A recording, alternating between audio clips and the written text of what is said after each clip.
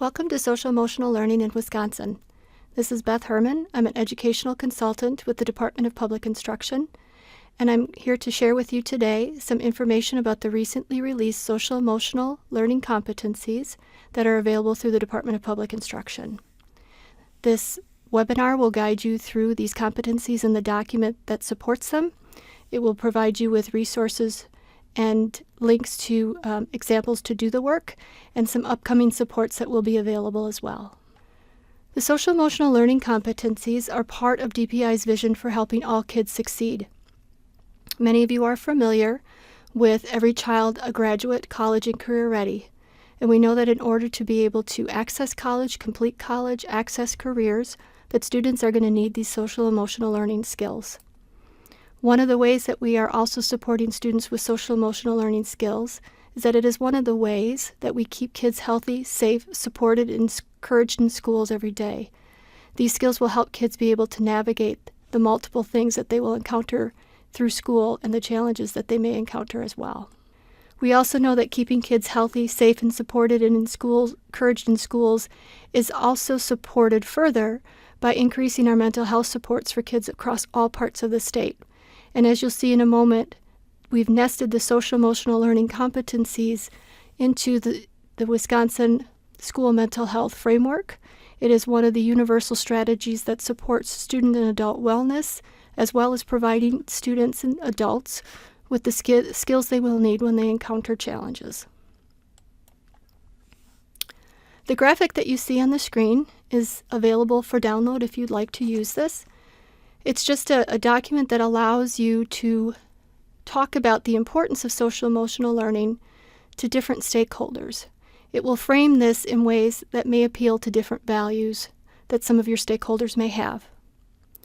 The top left of the circle talks about a meta-analysis that was completed a number of years ago that found that students that have comprehensive social emotional learning instruction actually achieved at a higher level, 11 percentile points higher in reading and math.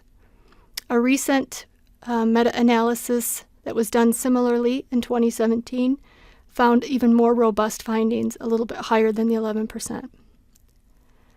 On the top right, the figure that says 59%, this was one survey that was completed of hiring managers.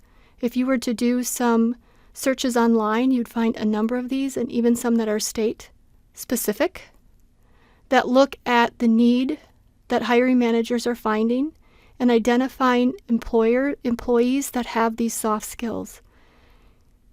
In the work world, these are often called soft skills or 21st century skills, non-cognitive skills, but essentially it's all from the same tree. We're talking about the ability to problem solve, to work with people who are different, to communicate well.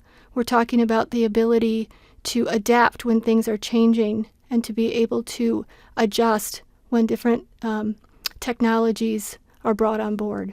These are all things that employers are indicating they need and that they are sometimes struggling to find.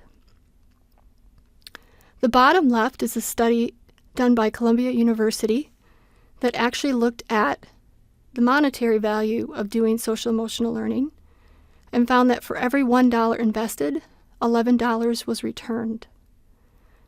That particular statistic might well appeal to school board members or others that are concerned about the costs of social emotional learning.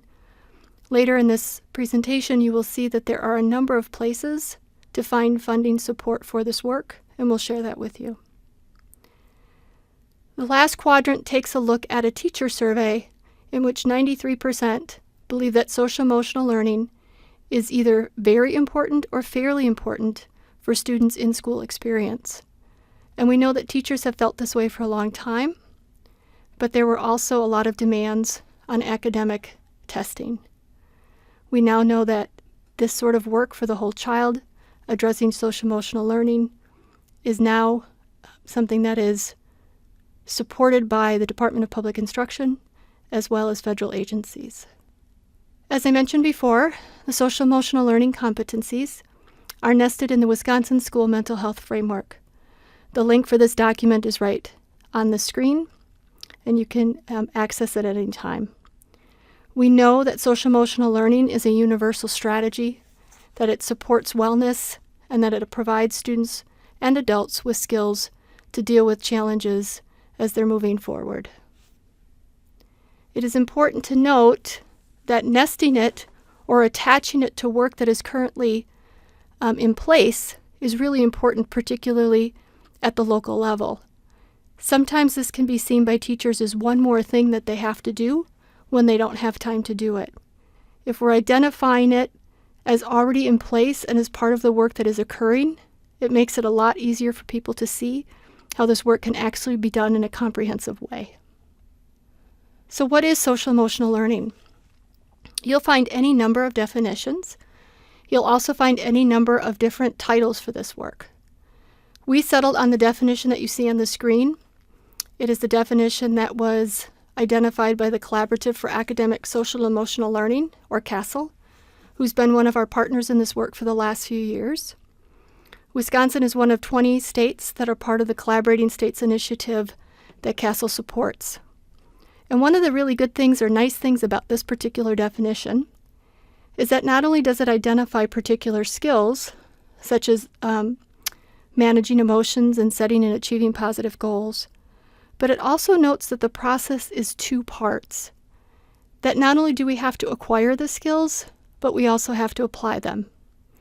Many of us in schools have encountered students who can tell you exactly what they should do in any given moment, but are not able to apply the knowledge when it's required. It really is two different skill sets. This definition also talks about the importance of social-emotional learning for children and adults, and we believe that that's important as well. Schools may choose to use this definition, and you may have your own. That's entirely up to you. We have had the opportunity to find out what different schools, districts, and schools are doing across the state in social-emotional learning. And we have two really lovely videos that demonstrate for you what SEL looks like in practice. This first one is from Adams Friendship, and they implement positive action. Teachers are not just teachers of math, reading, science, social studies. That social-emotional curriculum, bringing that into our school was just another support for our teachers to help benefit our students. I wasn't sure when positive action came into our district how much I was going to buy into it, because it was another thing I needed to fit into my day that was not expanding. But I realized that this is stuff we do with our kids every day, whether we realize it or not. Recess is a really big thing on the playground and stuff like that. I see it on the playground a lot, and I see it in gym time, because sometimes gym is a little crazy, but then they get back to what they have to do. Some days recess duty is literally just walking around and talking to the kids. I remember years past that it was dealing with conflict after conflict after conflict. Conflicts exist, but they now have some skills to start solving them on their own. There's breathing, like stop, walk, and talk. I just think it helps to have that same language. So if I see someone else's kid and I use the same vocabulary that the teacher's using, we're all on the same page. You give them some of that vocabulary. Okay, what's a positive way to handle this? And they, as soon as you say that, they know what to do to go up, and I'll be there to facilitate, but it's student talking to student. They go back and they say, what would happen if we did this? Or what happened if you didn't say that? Or something like that. They just go back doing positive things, saying positive things instead of what they did.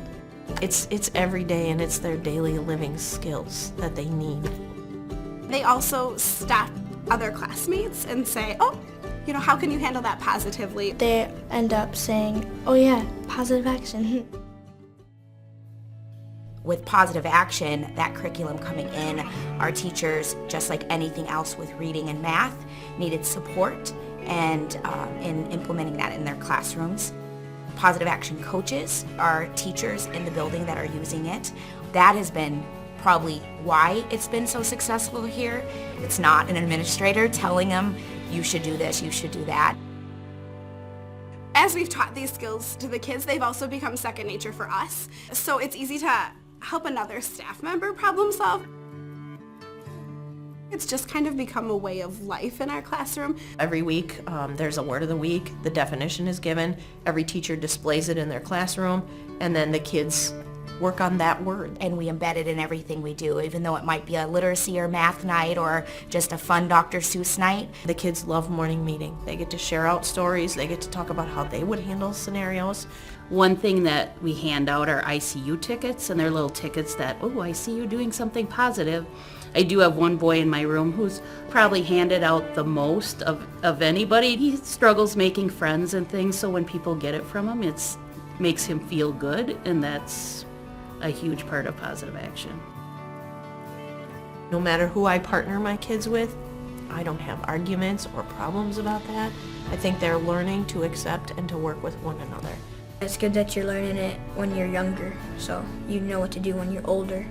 We have a 5th grade group that even came up with ICUs for teachers. So it's kind of gone full circle where we were recognizing the students for doing kind things, and now our students want to recognize the teachers for doing that too. The mindset is just, everything can be done in a positive way. You don't have to, negative brings more negativity, positive brings more positivity. That's the biggest change that I've seen. If you treat someone bad, you don't want them to treat you bad, right? You want to treat them nice, and they'll probably treat you nice. It's more thinking. It's not just like doing, it's thinking more. The more positive models that they can have, the more positive they will be, and they'll feel good about themselves. This is a really nice example of how one district implements social-emotional learning in a comprehensive way across their elementary and beginning middle school. If you would like to access this video, you can do so on the website, and the one that you will see later is there as well. So we've been asked why we decided to call these competencies rather than standards. And one of the things that the discussion we had around this involved was the notion that standards often come with expectations, that they're mandated, and that they will require some form of assessment and some data to be relayed to the department. These competencies aren't any of that. These are a tool that schools can choose to use if they decide to or not, and they can determine the best way to use these competencies based on the needs of the community. There's no required data that we will be collecting, and in fact, there's any number of different ways that schools could assess this. We concur with Castle's recommendation that these competencies not be assessed in any way that will be attached to accountability, because we don't really have good tools to do that yet. I will share with you momentarily some of the resources that we will have available for you as we move forward. So this slide talks about where these competencies came from and what the start of this was, approximately 4 years ago, with some funding through the Safe Schools Healthy Students grant initially.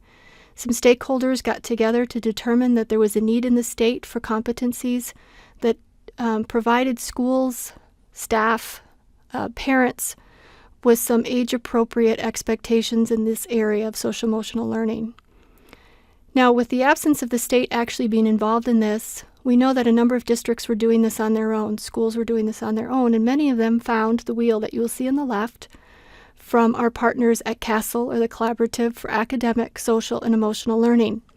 And CASEL identifies 5 domain areas for social-emotional learning: self-awareness and self-management, social awareness, relationship skills, and responsible decision-making. The nice thing about this wheel, too, is that it illustrates that this is not just something that's done in a classroom, but it's also supported by whole entire schools and districts, but homes and communities as well, that social-emotional learning isn't something that just happens for 1 hour on Mondays in a classroom. So while curriculum may be a part of social and emotional learning and direct instruction is going to be necessary in some cases, it is not all there is to social emotional learning.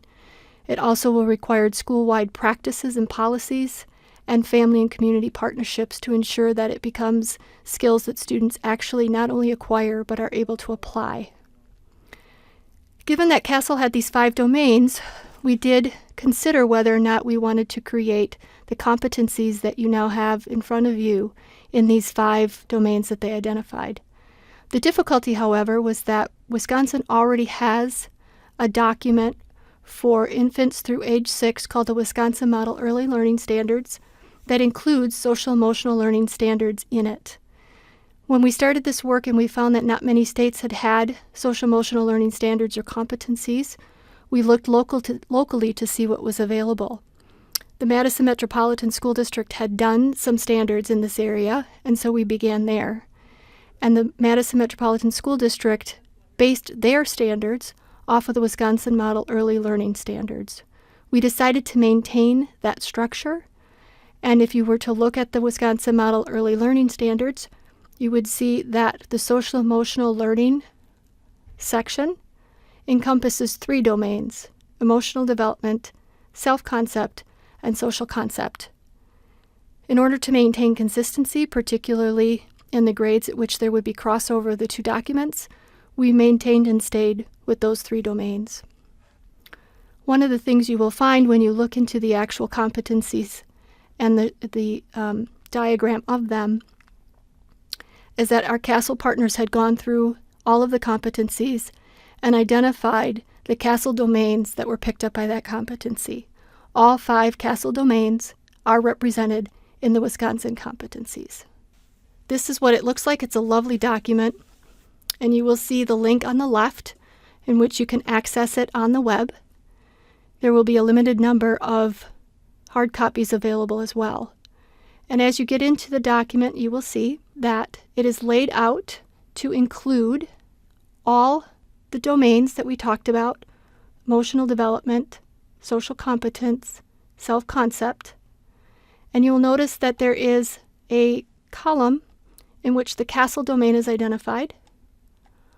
All are numbered. There are 24 competencies in each grade band. The grade bands are as you see here on the screen: pre-K through 5K, 1st through 3rd, 4th through 5th, 6th through 8th, 9th through 10th, and 11th through adult. Under the pre-K 5K column, you'll notice that all but 2 of these have a corresponding Wisconsin Model Early Learning Standards number. And what we did was develop the Wisconsin Model Early Learning Standard upwards developmentally through adulthood. You will also notice that we're calling these pre-K through adult. We recognize that these are lifelong skills. Adults are oftentimes struggling with them as well. And we want to make it clear to students that these aren't just skills that they're required to learn, but these are skills that we're going to need to use throughout our lives.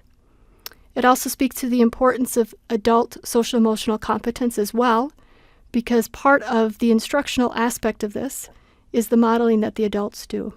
There is a numbering system that is actually quite simple.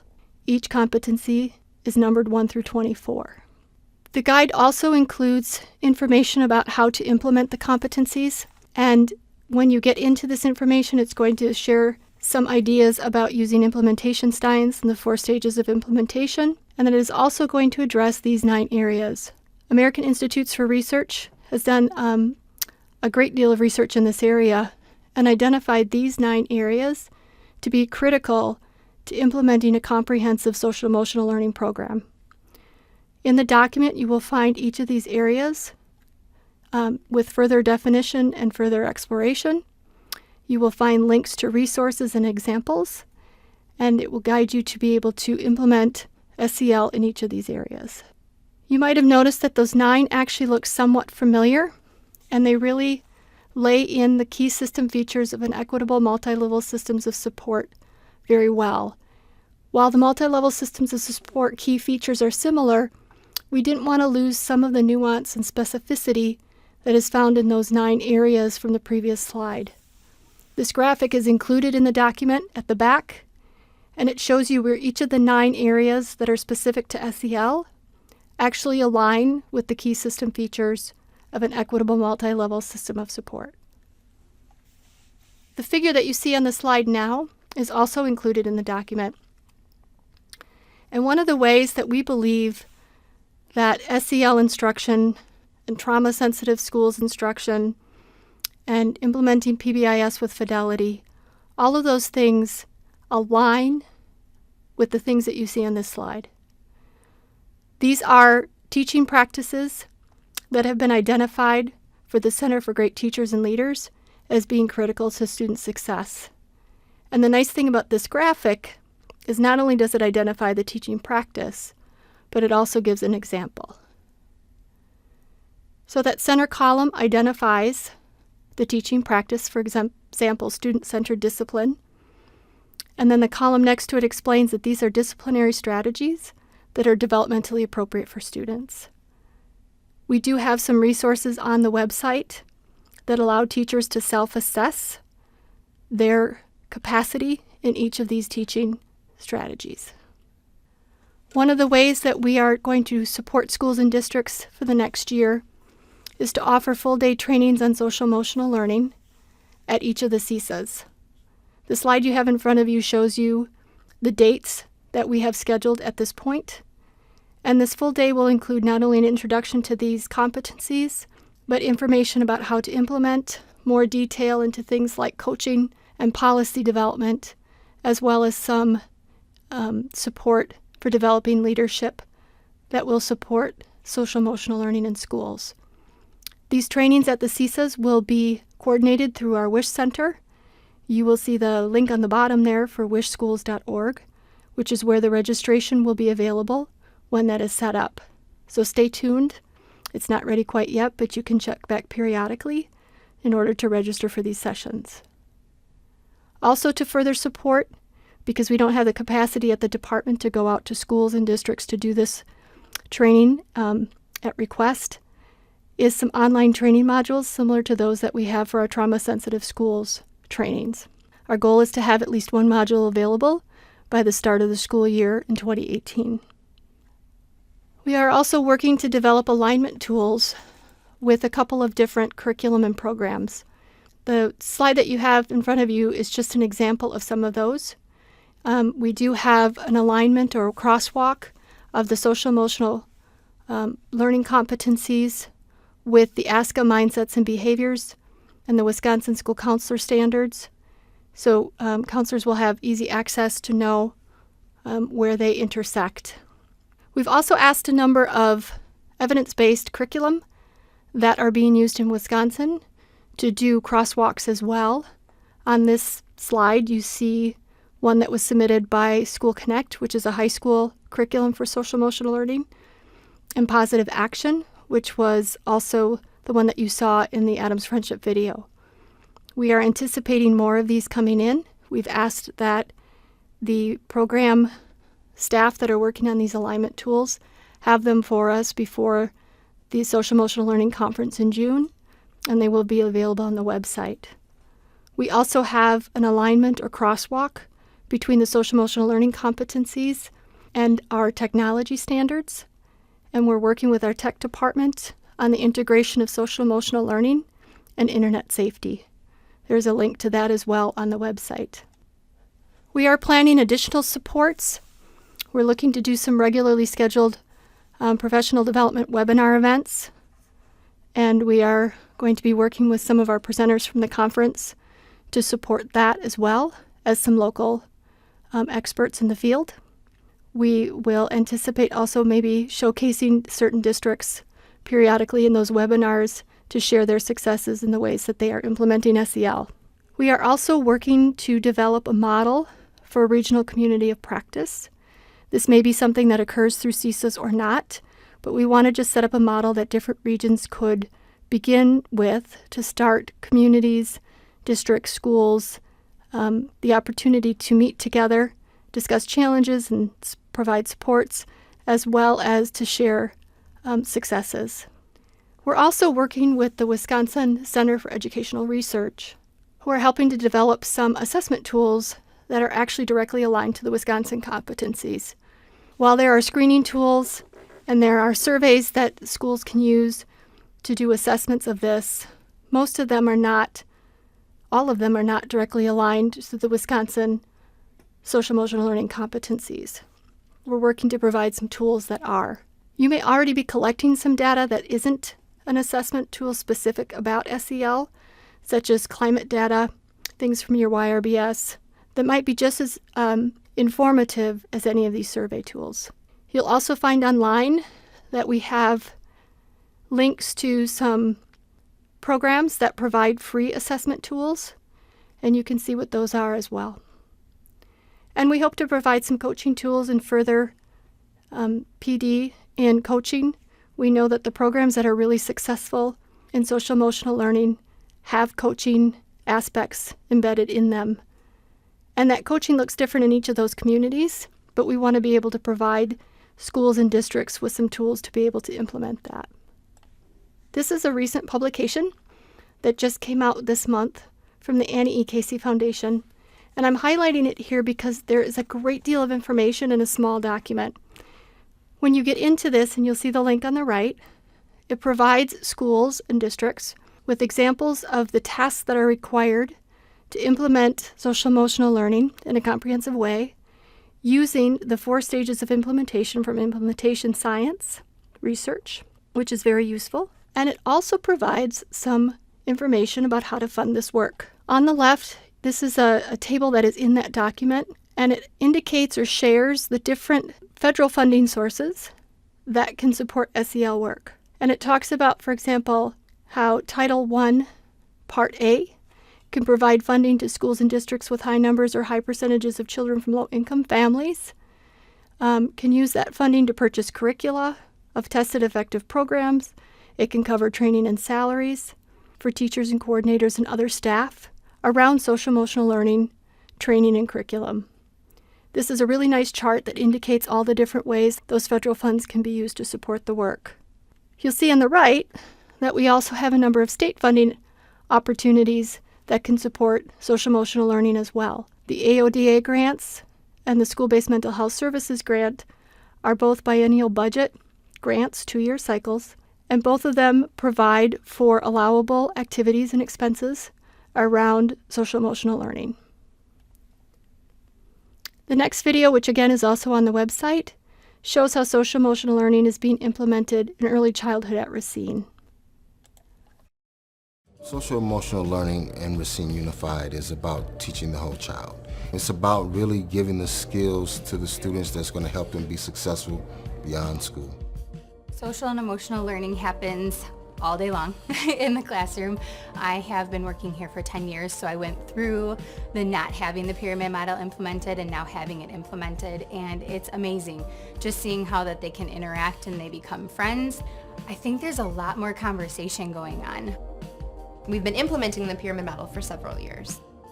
It's helped to support all of our learners, so whether or not a child has a special education learning need or is a typically developing child, everyone can be supported through the pyramid model, and I've found that to be one of its biggest strengths. I've seen it work with a variety of different learners across our district.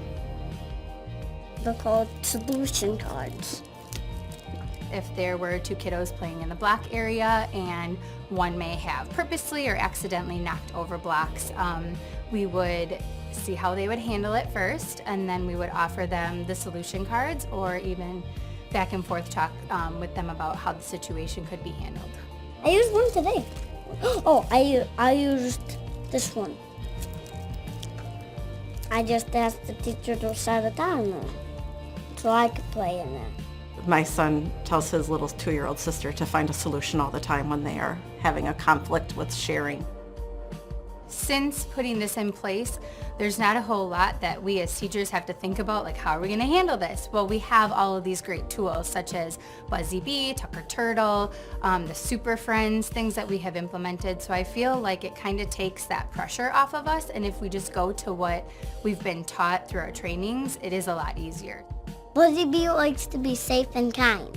We stay in connection with Buzzy Bee to be safe and kind by having our bees in the hive or out of the hive. So out of the hive is a gentle reminder that what you're doing is either not safe or kind. So at the end of the day, we check in with Buzzy and Miss Beam and see where your bee is, and you get your bee sticker to go home with that parents know to look out for and ask where it is or not.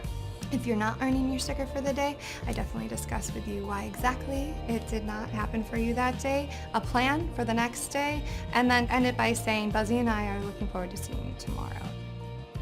Throughout the city and our district, we do have a lot of children who come in that have mental health concerns, and so we found that the pyramid model really helps to support their social and emotional learning. We all wear so many hats in the building. We're parents, we're teachers, we're nurses, we're everything under the sun just to try and help these little ones get through their days. Tucker Turtle is our little guy that we use for conflict resolution and when we're upset or angry. So he does tell us to breathe, 1, 2, 3, breathe, go in and tuck in and come back out when we're ready and see things in a new light. I had a little boy who was just so angry and you could see it in his face, and I had gotten there before it was gonna explode, and I'm like, what can we do?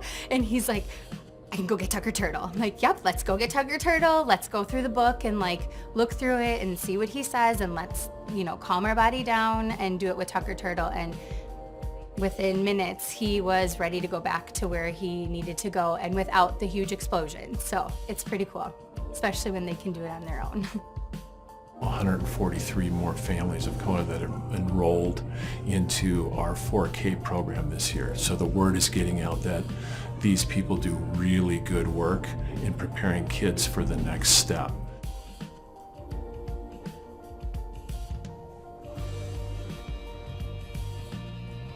So as we're moving forward with the supports, an additional one that I want to make sure that you are aware of is that there is a Social-Emotional Learning Conference that is scheduled on June 21st of this year, and it will be in Madison at the Marriott West Hotel.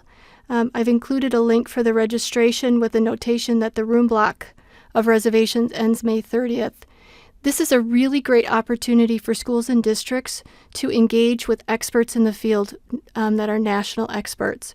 We have been given the opportunity to receive just tremendous technical support from our partners at American Institutes of Research and Collaborative for Academic, Social, and Emotional Learning.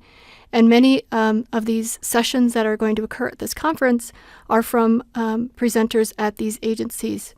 And we just wanted to make sure that we gave communities, schools, districts the opportunity to engage with some of these folks like we get the opportunity to do so. We're also going to be hosting panels of out-of-school time staff as well as school programs who've been implementing social-emotional learning and have had some great success with it. So they will be able to share their journeys, their successes, some of the challenges they've encountered with you. There is a separate track also for out-of-school time, so there will be sessions that are directly related to out-of-school time programs to support doing social-emotional learning in those programs as well. Please check out this conference. It's going to be a wonderful day and an opportunity for all kinds of networking for out-of-school time programs, schools, districts, and other staff. This is the link to the website. You will find on that website the competencies, the link to the conference, as well as additional resources around adult social-emotional learning and building competence for adults, around assessment and tools to do assessment of social-emotional learning. There are some links to our collaborating partners in the character ed movement, where we come from the same tree but just maybe approach things a little differently. So there's any number of things that you will be able to find on this website, and it will change as an update as we get more and more information as well. At some point, once we receive all of the alignment crosswalk tools, you will find them on this site too. So I want to thank you for taking the time to review this webinar. And if you have any questions, please feel free to email me at the address that you see here on the screen, and I will respond to them as quickly as I'm able. Please check out the website. There's a number of great connections and resources there as well. Thank you for your time.